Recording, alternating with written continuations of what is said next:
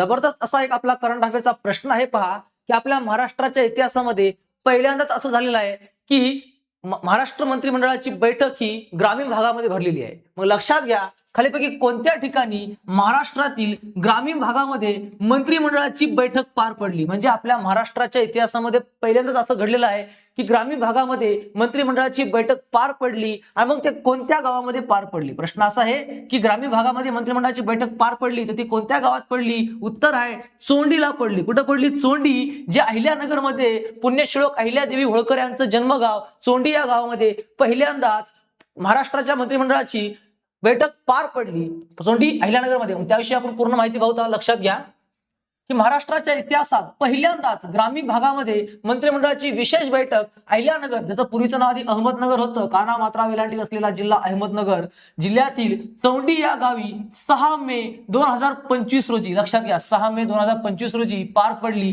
पुण्यश्लोक अहिल्यादेवी होळकर यांच्या त्रिशताब्दी जयंती म्हणजे 300व्या जयंती वर्षानिमित्त मुख्यमंत्री देवेंद्र फडणवीस यांच्या अध्यक्षतेखाली झालेल्या ऐतिहासिक बैठकीत अनेक महत्त्वाचे ग्रामीण विकास निर्णय घेण्यात आले आणि अशी पहिली इतिहासामधली बैठक आहे जी ग्रामीण भागामध्ये पार पडली।